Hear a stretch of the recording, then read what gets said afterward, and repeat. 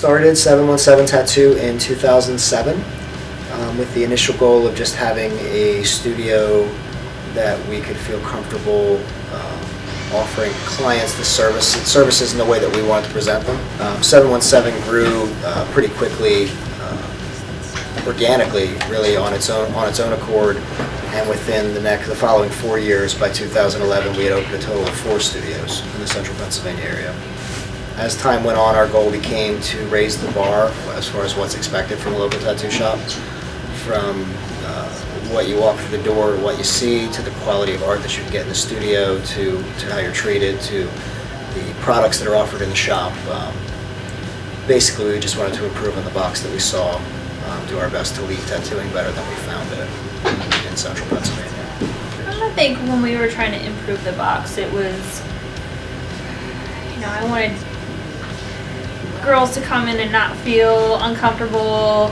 You always had that super biker dude, scary mentality, and for better or for worse, I was kind of trying to crush that when we started the shops. We both feel that tattoo shops shouldn't be something that you're afraid of or that are scary when you walk the door, so we wanted to create more of a safe environment. I think tattooing in the last 10 years has definitely taken a turn in a new direction, and in the history of tattooing, people will look back at this era of tattooing as like a cusp between the way things were and the way things became. So one of our goals with 717 is to help to try to be a part of that growth and that evolution of the trade. We also own and operate a tattoo and piercing supply company in Central PA. We sell tattoo and piercing supply products that come to tattoo shops all over the world.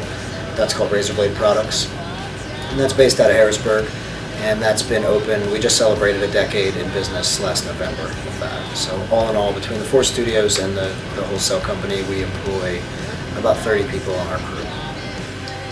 Tattooing for me was kind of the highest form of flattery. I don't think that a lot of people getting tattooed understand what they're doing for an artist by kind of donating their body to that person's art. Tattooing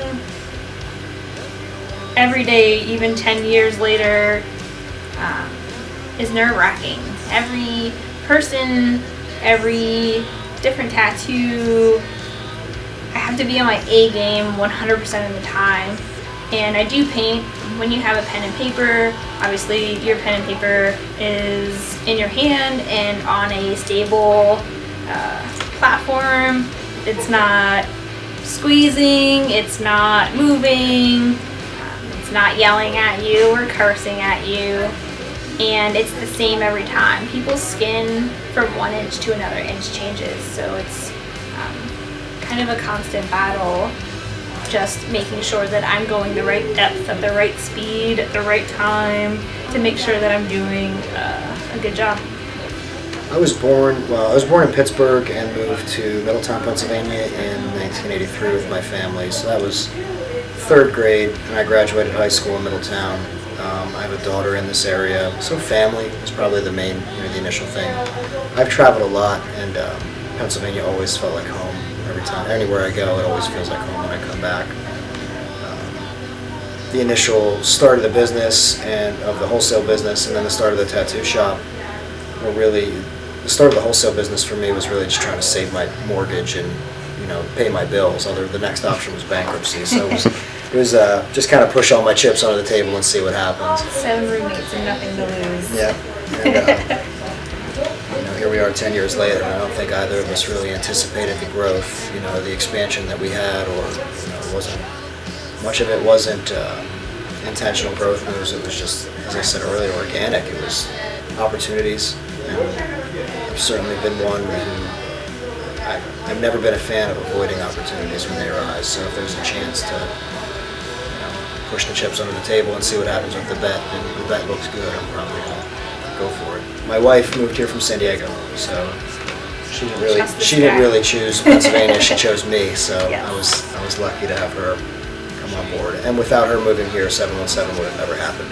I'm not a tattoo artist, so it wasn't my intention to open a tattoo shop. It was her dream to become a tattooer, and as time went on, I think my business sense and her dream met halfway in the middle and became what is 717 Tattoo.